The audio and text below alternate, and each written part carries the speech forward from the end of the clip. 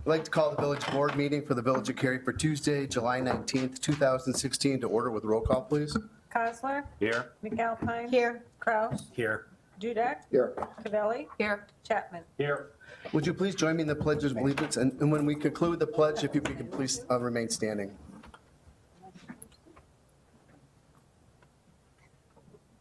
I pledge allegiance To the flag of the United States of America and to the republic for which it stands, one nation, under God, indivisible, with liberty and justice for all.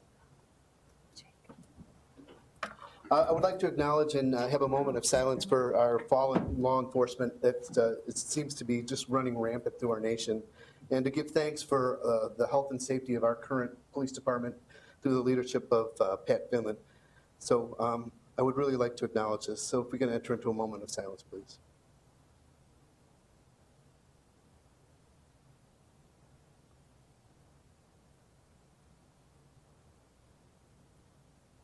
Thank you.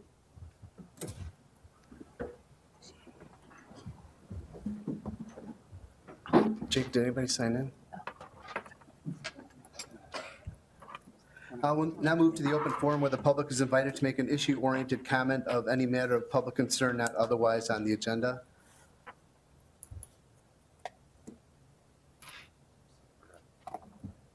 Oh, one for the items, okay. All right, thank you. Since there's none for the open forum, these are specifically related to the agenda. We'll go ahead and close open forum. And consideration for the approval of the minutes of July 5th, 2016 committee of the whole meeting minutes. So moved. Second. Roll call. That was for the July 5th, 2016. Dudek. Yes.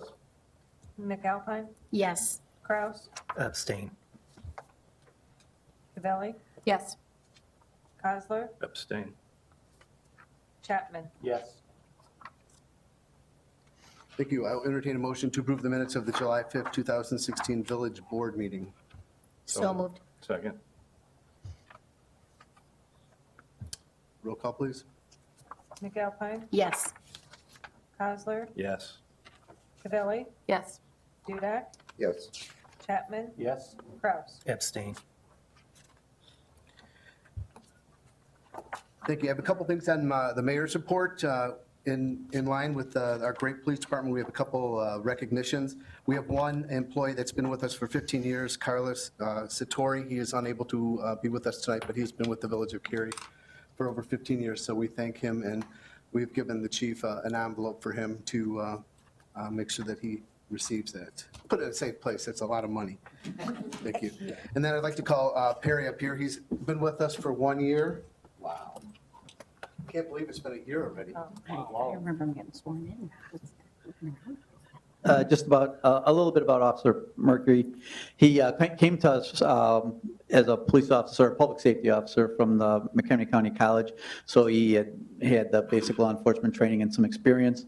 In his year, he's been doing very well, and he's expressed interest in traffic crash investigation.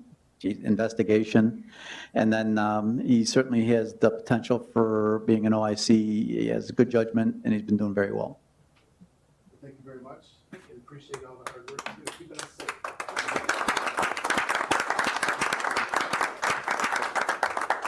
I'll picture, photo op. You gotta do Sure, I'll get in there, I'll get in there.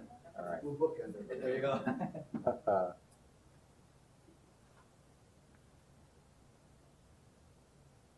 All right. Thanks, Barry. Thanks. Thank you. Thank you. Thank you. Thank you.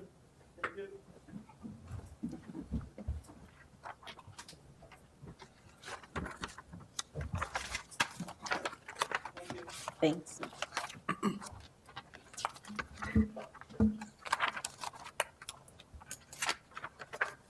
I will entertain a motion to approve the consent agenda items number 1 through 6. So move. Second. Are there any removals? Roll call, please. Chapman. Yes. Kraus. Yes. McAlpine. Yes. Dudek. Yes. Cavelli. Yes. Kozler. Yes. Thank you. I will entertain a motion to approve Resolution R16-07-05, awarding the municipal parking lot snow removal services bid to the lowest responsible and responsive bidder, Upland Construction and Maintenance, Wonder Lake, Illinois, in the base bid amount of $1,168.42 per pass, and adopt a resolution authorizing the village administrator to execute a contract with Upland Construction and Maintenance. So moved. Second. Eric? Thank you, Mayor. This contract before you is to utilize a contractor to help us improve our level of service through winter events with our existing staff, combined with some equipment enhancements that were part of a previous year's budget. We're going to implement the use of wing plows to take some of our wider roads with fewer passes, thereby increasing efficiency. We're adjusting some of our route layouts to accommodate that equipment. And then lastly, we're looking to use this contractor to address the task of parking lot snow removal, like as I mentioned, to keep our existing crews out on the main roads themselves. The contract is utilized for both the commuter parking lots, north and south, as well as the Village Hall and Police Department parking lot. The bids were received, and we do recommend utilization of the lowest responsible and responsive bidder, Upland Construction. We spoke to one of their references, the Village of Ringwood, and they had very good things to say about their performance over the past several years at that municipality. And I can answer any questions. Yes. Well, I have one, and I'm hoping I'm going to phrase this in the right order. So how do our current employees feel about this plan now that we're moving this work away from their work schedule? It is, it's obviously for the best service, it's a balance of both and a good balance of both the private and the public side of the business. We're not eliminating crews or routes. We're still deploying the same amount of staff out on the streets for each event.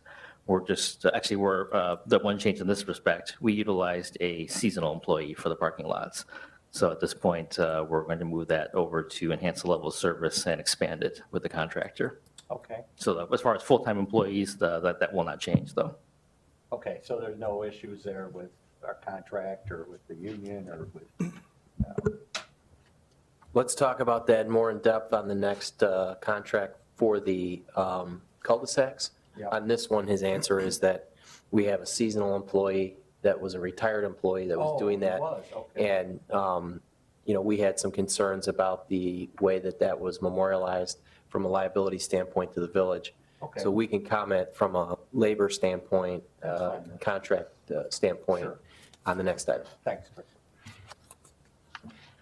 Any other questions for Eric? Roll call, please. Kozler. Yes. McAlpine. Yes. Chapman. Yes? Cavelli. Yes. Duda. Yes. Kraus. Yes. Thank you. In that same line, I will entertain a motion to approve Resolution R16-07-04, awarding the cul-de-sac snow removal services bid to the lowest responsible and responsive bidder, Grieve Construction, Huntley, Illinois. So moved. Second? I moved. Oh, second. Thank you. You're back, Eric. And as I mentioned, kind of building upon the previous update, this aspect of some contractor assistance for snow removal is focused on the cul-de-sacs in the village.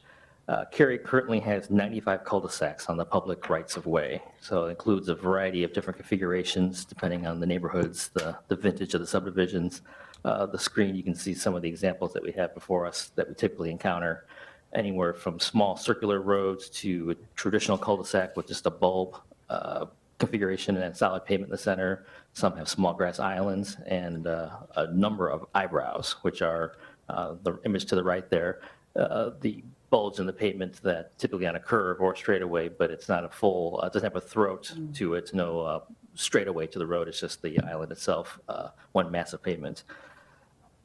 And trying to, again, increase the efficiency of the current crews that we're going to maintain out on the roads. This is one aspect of the operation that is probably the most challenging and time-consuming. So what the plan for this program would be that for small events, a few inches or so, our current program and operation would not change. We would continue to handle the operation with the crews like we normally do. It's for those moderate events, 3-4 inches, and especially the large events. And then on top of that, the long duration events where we have snow events stacked upon one another.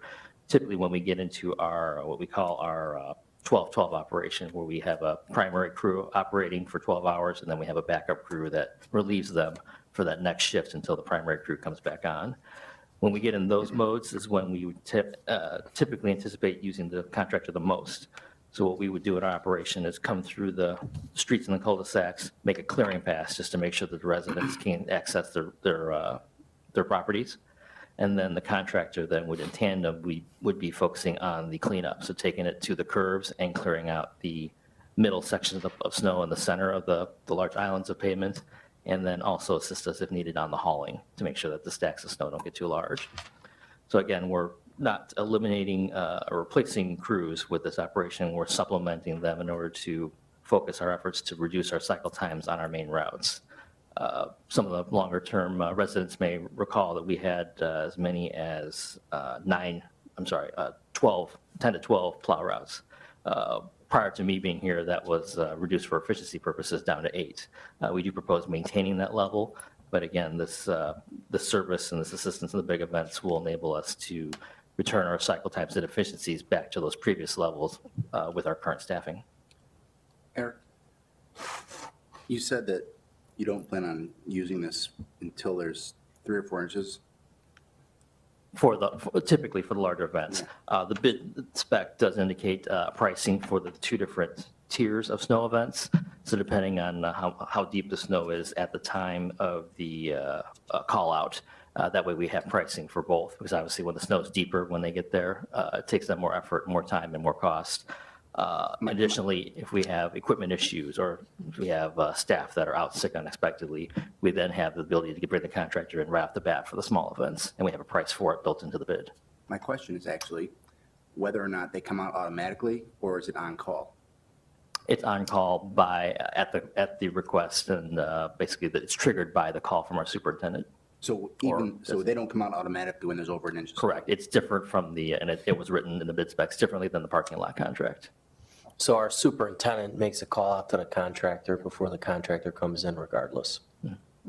And tying back to Trustee Chapman's questions about how our staff are integrating this into our operation, this is a support service. It's not a replacement service, particularly in the fact that it's for the bigger and longer events only. All right, so now I'm on the north end of Montclair, and I am the carry, driver.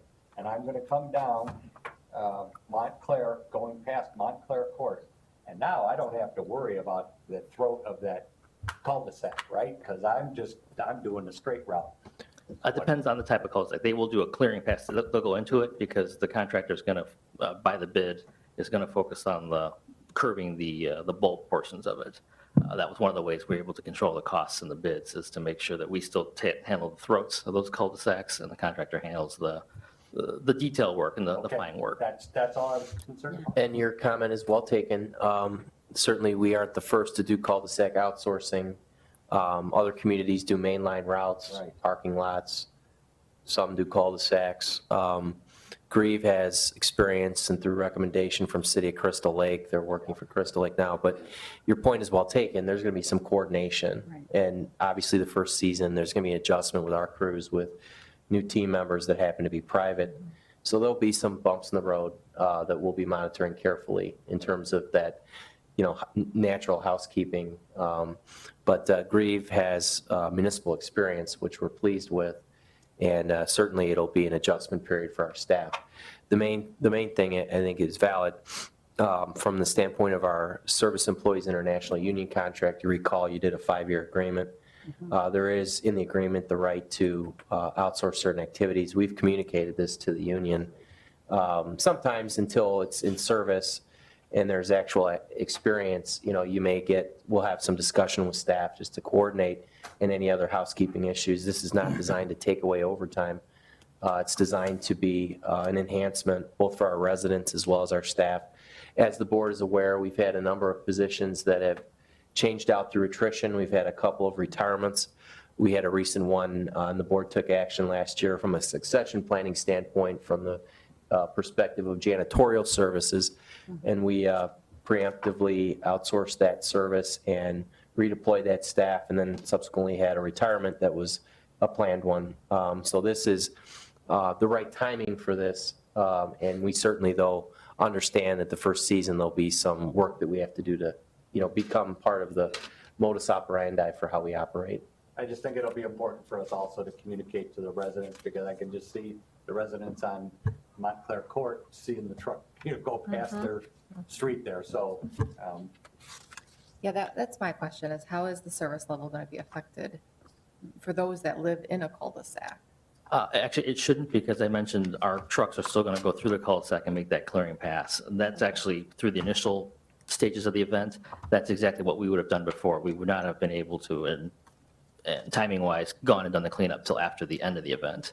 So in this case, that cleanup is going to be concurrent with our operation by the contractor. So do you think it might improve? So it will improve the level of service. Okay. I want to emphasize, having been through this kind of transition now, this will be the third community I've worked for. The reality is that cul-de-sac plowing is challenging inherently. Where the residents shovel the path, at the back end of the driveway, vis-a-vis a storm that continuously comes down, there's more passes that come back. There can be some disputes about who snows in the driveway approach. And so inherently, when that happens from time to time, presently, we hear it, as a natural part of operations. Inherently, it will become pointed at possibly the contractor moving forward, because it's the new element to that work. We'll certainly be observing their work vis-a-vis our work and troubleshooting to make sure that they're meeting spec. But it is natural that you're going to have, for a while, you're going to have some of those kind of calls that we might not be having as directly today. So we'll certainly have to watch it. But it's certainly a management component that is part of why we have good supervision, on our shifts, whether we're in just a mainline event or, 2 12-hour shifts, we've got solid supervision, so. And that's something we can put in the weekly newsletters. It's starting to come out once we get to that time. It's just ironic to be talking about snow removal on such a wonderful day out there, but got to do it. The other important component that we've talked about internally is, this is kind of pay-on-need basis. The village attorney has raised a good point that it's by call-out, when we physically call out.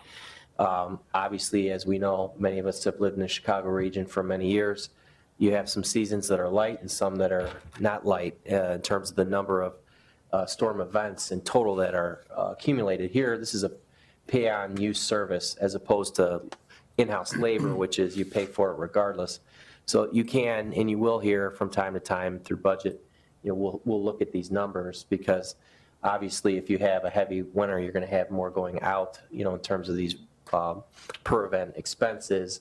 But it's based on need, not on fixed cost permanent. So we'll have to monitor this from a budgetary standpoint over time. So Chris, when we did the budget this year, did we budget $70,000? Yeah. For cul-de-sac cleaning? Mm-hmm. And, we have had some planned attrition and some switch outs of positions through retirements, and then rehiring at entry-level compensation and that kind of change. So this is part of a multi-year plan. And, certainly, yes, it's budgeted. And, but as I indicated, it's on an assumption basis on how many events that it would be called out for. Our control of it is important. But we've seen, just like any department, from time to time, you have unplanned injuries or illness. This gives us an insurance policy that is really golden for the service level for the residents. It just has to be overseen properly. I think we're okay with the $70,000 budget, and I just think it's important to take this time to communicate about it, so that when and if calls come in, that we educate residents and we use Carry Weekly and other mechanisms to phase in this transition. If there's any issues with hitting cars or destroying property, that's under their insurance then? The bid provisions do have property damage specifications that do put that Yes. risk back on the contractor. And building on one of Administrator Clark's statements as well, as far as insurance policy, the contracts, I should have mentioned it for the parking lot as well, for large events. So when we're getting like the 9 inches and over, extra large events, those are on an hourly basis, and then they provide actually equipment rates for even things that are utilized beyond these contracts. So if we had to bring in another contractor for like an event we had a few years ago, a blizzard type event, we now have 2 contractors that have hourly rates established in their bids for significant events that we could call upon and assist us. He brings up a good point. As you see, Grieve has 22 pieces of equipment, and as I earlier indicated, that our neighbors in Crystal Lake are using them as well. So that doesn't mean that that equipment is all free for hire out hourly use for carry, but it adds to our inventory of resources and does it through contracting. The storm of February 11, which if there's 100-year storm events for snow, February of 11 was the last one where I plowed. And the issue we had there in Glenview was we used every single contractor that we had, every single truck, every single Bobcat, every single resource was called, on top of all the public employees as well to, deal with, 18-inch storm, corner pushbacks at bus stops, those kind of things. To have a contractor that has skin in the game for our contract, you're going to get some value out of that when, it's a pressing storm, which we haven't seen for quite some time. But it's a good belt and suspenders for the Village of Cary. And that is also part of the qualifications requirements that were part of the bid specs as far as our selection process. It is the most qualified, lowest qualified and responsive bidder. So in our opinion, all things being equal with the price and these 2 bids that we received, Grieve did demonstrate that they have more of the equipment and staffing and response ability to not only meet our response time from the spec, but beat them as well. So that's why we recommended them over the other proposer. Okay, roll call, please. Cavali? Yes. Kraus? Yes. McAlpine? Yes. Duda? Yes. Chapman? Yes? Counselor? Yes. Thank you. Now we'll move to the administrator's report. Thank you, Mayor. A couple items for the village trustees this evening and the public. Just one point of information. I had a call last Thursday from Caitlin Swyka from the Northwest Herald indicating to me that she's moving on in her career progression, and Hannah Prokop is the new reporter for the Cary Beat and will be covering our meetings and village issues moving forward. So I just want to inform the board that was effective this past weekend, I believe. I've spoken with her and invited her for orientation of any, information or basic data that she might need for the village, and she's been very receptive to that. So I just wanted to indicate that to you in case she calls you for any stories or any questions. She is now covering Cary. Secondly, we are in the process of getting a bid out to the street for crossing guard services with a short schedule here. But we will and hope to anticipate some bids to bring forward to you as well, coordinated with a meeting schedule I need to talk about here in a moment. But we're heading to the street with crossing guard bids to see what we can get. As I may have last reported to you, we had some discussions with our neighbors about joint bidding, and it was declined for the specific contract. So we're looking at this path, and we'll bring back to you data once we see what we can get. Also, as the board's aware, and the public may be aware, we have canceled our August 2nd meeting so that we can have solid attendance that evening at our National Night Out event in downtown Cary. So there will be no public business under committee of the whole or village board on August 2nd. August 16th, to my knowledge, we have at least 3 elected officials that won't be able to be physically present at the meeting, which is our second meeting of August, and I haven't spoken with a few others to verify quorum. Typically, especially because of unplanned potential absences, the like, it's never a great situation to have kind of a game time decision on no quorum. I just entertained the discussion about should we consider scheduling a different date for that second meeting in August. I could use it for a variety of possible things other than paying bills, things like that that may come forward. As you know, the development projects are coming to us in different schedules, and it'd be nice to have a date for that in some way. If I didn't need it, I wouldn't ask for it. Don't necessarily need a final answer tonight. I was going to propose the week of August 22nd for possibly, August 23rd consideration. That's the Tuesday evening, which would be the week after. Secondly, there's a separate request that you revised of, I believe, last Friday with respect to the zoning board of appeals, plan commission / village board joint meeting for the unified development ordinance. Our board of zoning planning and appeals would like to meet, with ZPA would like to meet with you as a group to talk about that project and to frankly meet the board as a team and have a discussion. August 25th was brought up as a possible night for that. It's not, drop dead absolute that is needed at that night, but, that was our first prospective date for that. There is, I believe, September 8th scheduled with the Board of Zoning Planning and Appeals, a workshop session with our consultant team and others to orient them to this important undertaking they have on the UDO. Be great to have this meet and greet meeting before then, but it's simply driven by schedules. I understand with vacations, things like that. We want to make sure we have a full team for some of these important projects. So questions are that week, August 22, what the mayor and village board might think about that. So you'll just send out an email getting people's feedback on dates of ability so people could check their work calendars. Okay. Glad to do it. Just, are there any issues with that concept? No. Okay. So that means that we will not have a meeting on August 16th, and we will work to schedule that prospective date now, and I will only call it if it's essential. And I should know within the next week or two from a development project standpoint that answer. So thank you. That's all I had. With regard to August 2nd, I think we have the National Night Out. We're hoping that a great portion, with the exception of Trustee Cavelli, you're doing your own thing in Lincolnshire, right? No, ours is Friday. Oh, yours is Friday? I thought they were all on the same day. No. I plan on So we're hoping that everybody would come and participate. It's going to be, I believe it's combined with Public Works now. You're throwing your hat in the ring there too. So it'll be a cool event. So that'd be great if we can get some presence from the elected officials since we've canceled the meeting. All right, we've already had our department head reports. I do have two people that, Tracy and Joanne, is there something you wanted to talk to the village board about? You just signed in? We have questions about consent agenda items with respect to GCs. Oh, did you be happy to answer any questions that you had? No. We're all good. Yes. Okay. Yeah. Well, we answered, okay. Oh.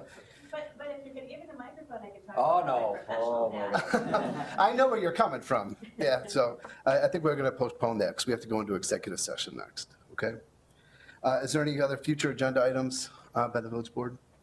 No, but I just want to mention, has anyone else done the text caster? Because I've been doing it. Where you get the little text telling you what's going on in the village, you can sign up for everything. Yeah. It's pretty good. It's pretty cool. Just tells you different things if something's shut down. I'm at least finding it to be, How many participants do we have? you might not have very So many, far- but I'm at least one. No, 303. So far, we have 303 I'm one of 303, people I'm okay. subscribed.